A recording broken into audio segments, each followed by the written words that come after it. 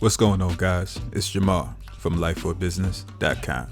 Today in this video, I'll be talking about how to build business credit, as well as my latest approval for the Lowe's for Pros business line of credit Net 30 account. If you like the content, make sure you like this video and subscribe to the YouTube channel. Also, remember one thing: retirement is a number, not an age. It's just a number, not an age. If I had to describe what Lowe's was, I would have to say, think Home Depot, but with a different logo. You could pretty much find everything you would need to run a successful real estate development company or even a small to mid-sized landscaping company.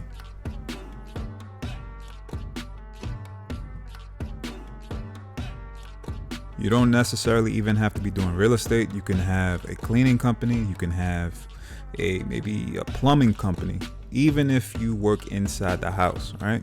Like, let's say you have a home-based business. The cleaning supplies that you purchase from there, as long as it's for your office, wink, wink, your cleaning supplies you use will actually be for business, and it'll actually be a tax write-off, okay? This is a Net 30 account that you'll actually use, not something that, something like Granger or another Net 30 account that you'll have no use for. You'll actually use this account.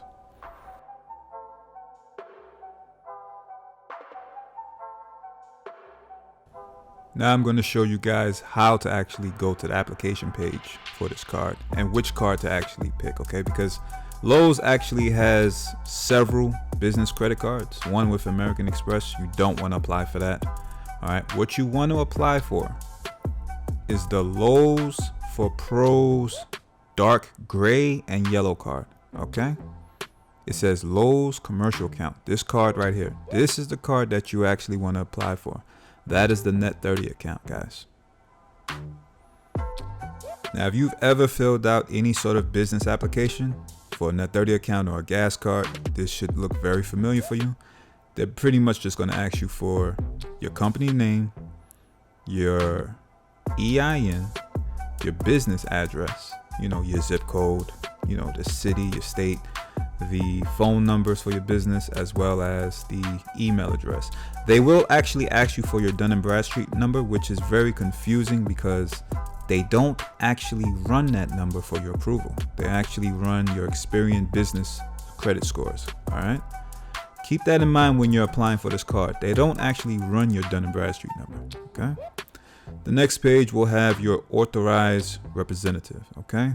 This is basically going to be you, I'm assuming, if you're the business owner.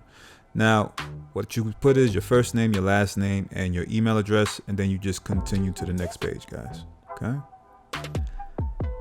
The next page is a personal guarantor. We do not personally guarantee anything.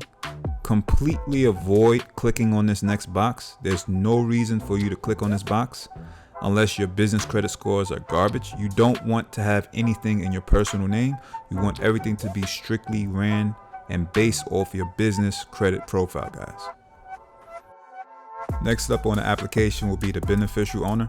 You can actually not even click on this, not even sign it. This part of the application is actually optional, all right? Me personally, I just kind of skipped it, and I just hit continue, all right?